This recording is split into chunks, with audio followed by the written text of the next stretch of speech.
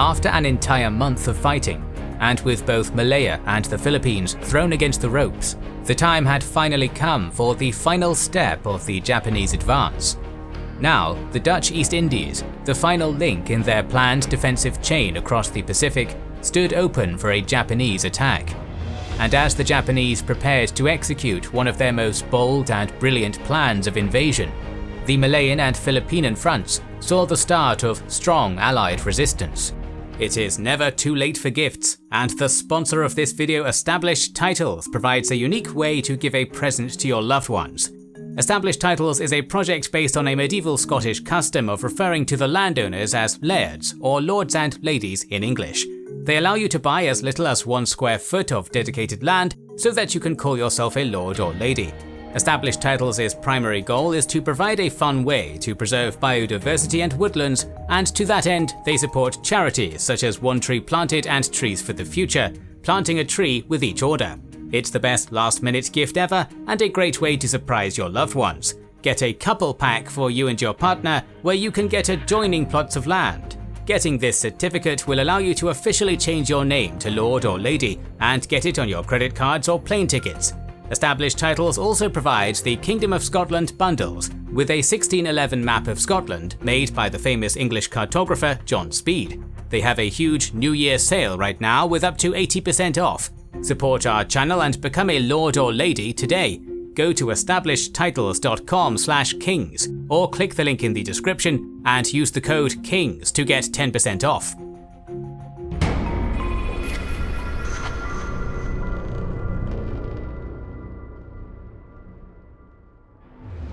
The year of 1942 didn't start as a normal and regular year for the Dutch. Their homeland, ravaged by war, was under the occupation of enemy Germans. Their government and their queen were in exile, helping the Allies in any manner they could, and their most important colony had become a target for Japanese expansion. But this colony was not defenseless at all, as Lieutenant General Hein ter Poorten counted with around 85,000 soldiers, with most of them concentrated at the island of Java. The Dutch also counted with a sizable naval force of 5 cruisers, 8 destroyers, 12 submarines, and 56 other ships, under the command of Lieutenant Admiral Conrad Helfrich, nicknamed Ship-a-Day Helfrich because he sank more Japanese ships in the first weeks of the war than the entire British or American navies together. It's worth mentioning that Helfrich's small force of submarines was a formidable opponent for the Japanese Navy, sinking several of their ships, as we've seen in the previous weeks. Dutch air power was an important threat as well, having around 500 aircraft at their disposal, from which some 300 were front-line aircraft. These were based on several secret airfields scattered around the East Indies, such as Samarinda II or Singkawang II, to where Dutch planes would be transferred in case of war, trying to prevent their destruction by a Japanese air attack. These airfields were, however, quickly discovered by the invaders, then becoming vital strategic objectives and easy prey for Japanese bombers. For the invasion of the Dutch East Indies, the Japanese plan stipulated that they first needed to secure footholds on Malaya and the Philippines. After this was achieved, the Japanese would then launch an amphibious invasion of Borneo, making it the stepping stone from which to launch the invasion of the East Indies. Absolute coordination was essential for this operation, especially since the Indies were the most important target of the Japanese offensives due to its richness in petroleum oil, rubber, nickel, tin, scrap iron, and other strategic resources.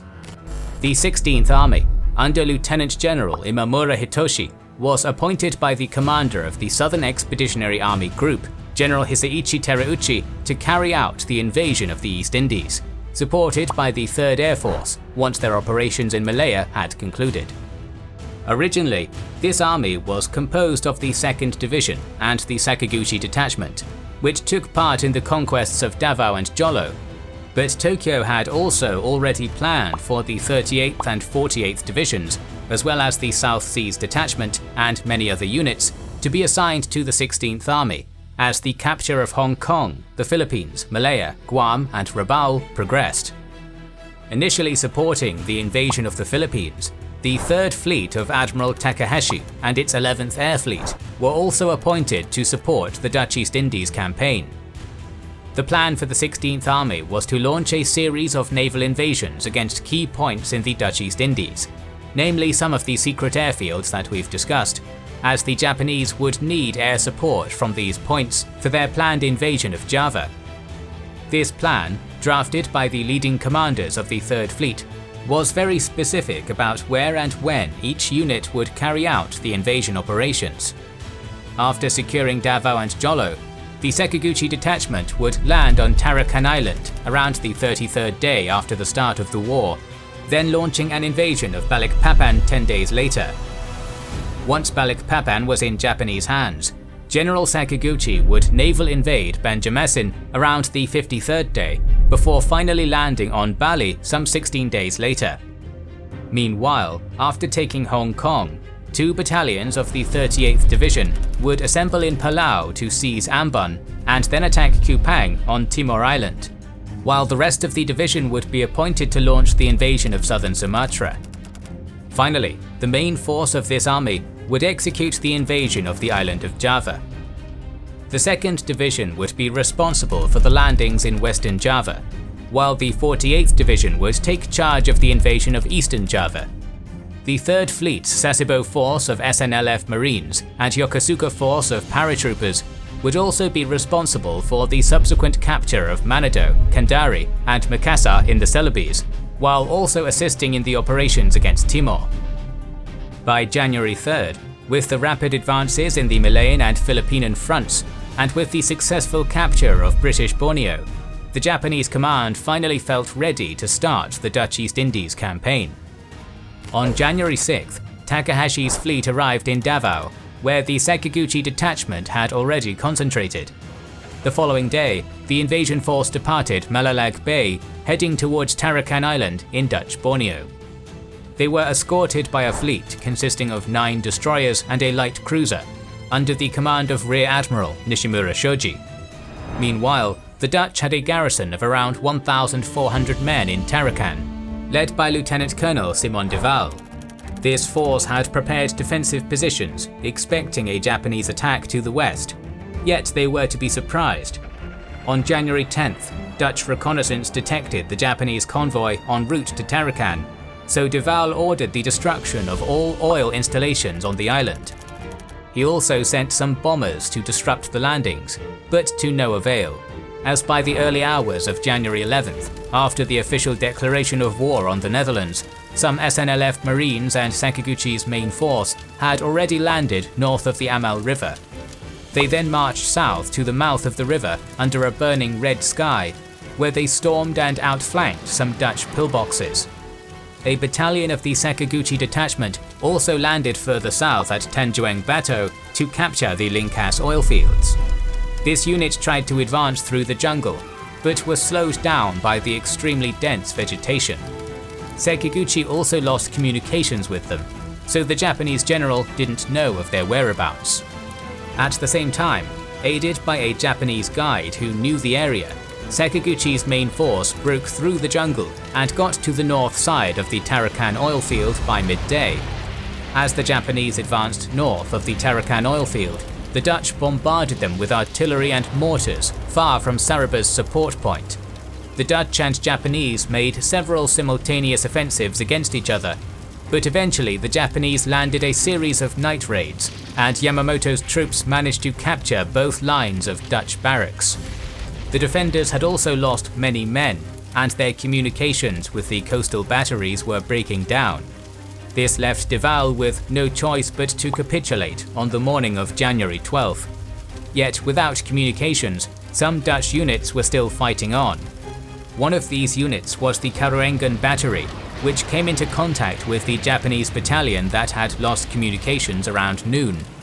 Yet despite the sustained attack, the Karuengan Battery accurately shot and sunk 2 Japanese minesweepers and 1 landing craft. The battery was finally captured on January 13th, subjected to the Japanese's vengeance for the loss of their minesweepers, who then executed most of its crew. Sekiguchi had lost only 7 men in the entire battle, while the IJN lost around 250 men, mainly in the destroyed minesweepers. In contrast, the Dutch lost around 300 men, with the rest ending up captured. The same day that the Sekiguchi detachment was landing on Tarakan, Rear Admiral Takagi Takeo started the IJN operation in the Celebes. An invasion fleet under Rear Admiral Tanaka Raizo, consisting of 3 cruisers and 11 destroyers, escorted the Sasebo force, consisting of 3,200 SNLF Marines, while some 762 paratroopers from the Yokosuka force prepared to be dropped onto the Langoan airfield. The main force of Sasebo would land around Manado to envelop the Dutch defenders and capture the town, with another force of 1,400 SNLF Marines also landing at Kema to help the paratroopers secure the airfield. In the Celebes, Colonel Marinus Voren had substantial forces under his command, spread across 3 major areas: Manado, Kendari, and Makassar. Manado was defended by around 1,500 men, under Major Ben Schillmüller, mainly from the National Reserve Battalion. In the early morning of January 11th, the Sasebo force came ashore at Manado and Kume, repulsing a small number of Dutch units and heading towards the Langoan airfield.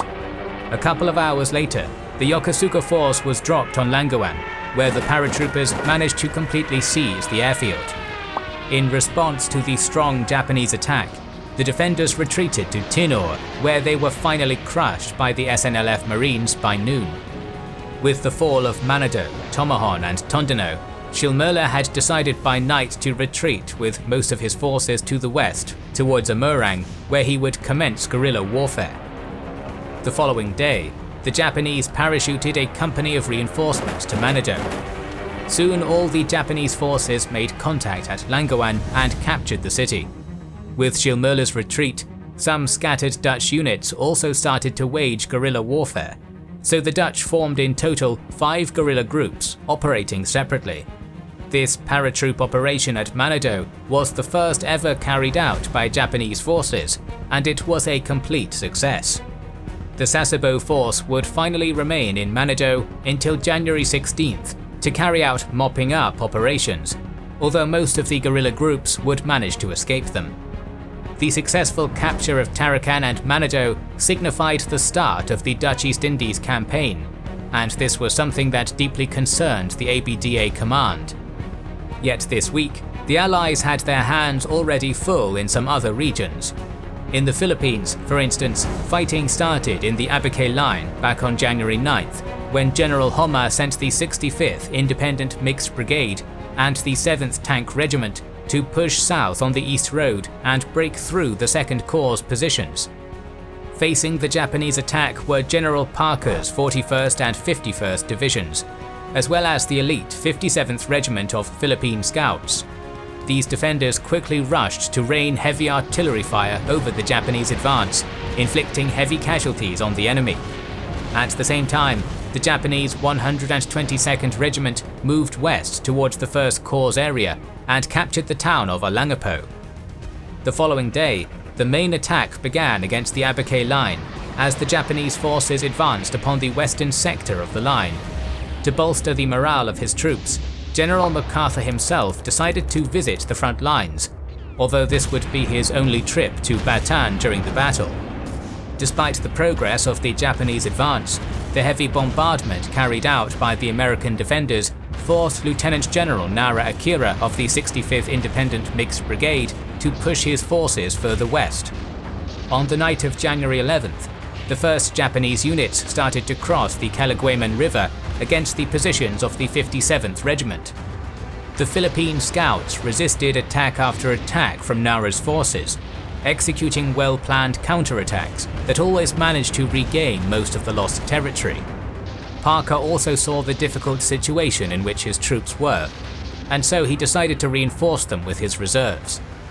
Elsewhere in the center of the line, though, the Japanese had successfully pushed back the 41st Division, and in the far western sector, the battered 51st Division was being attacked repeatedly, which left it very close to completely crumbling. Furthermore, on January 15th, Nara found a seam between the 41st and 51st Divisions, and quickly set out to exploit his newfound opportunity. Parker ordered a counterattack early on January 16th, which managed to push back the Japanese a little bit. Yet Nara saw this coming and planned to envelop the Filipino troops once they had advanced. This left the 51st completely exposed and rapidly collapsing. That same day, the 122nd Regiment moved south towards Morong, where its advance was finally stopped by the 26th Cavalry Regiment. Despite their successful horse-mounted charge, which would be the last US cavalry regiment to engage in horse-mounted warfare, General Wainwright had no other choice but to withdraw on January 17th. Due to the lack of food, they would end up butchering their mounts to survive and convert into two squadrons, one motorized rifle squadron and a mechanized squadron.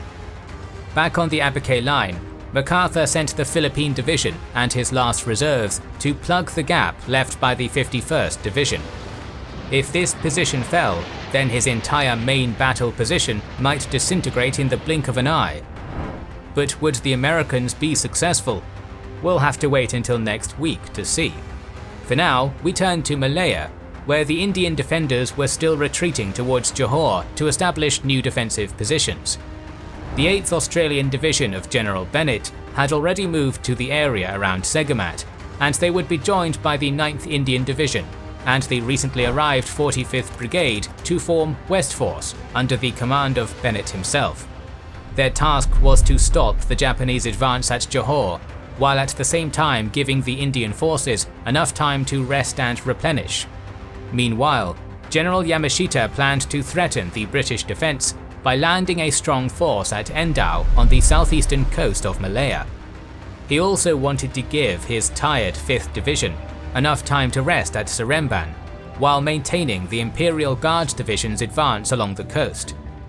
On the evening of January 11th, Kuala Lumpur was occupied by the Japanese, and by January 13th, the Indians were withdrawing through West Force.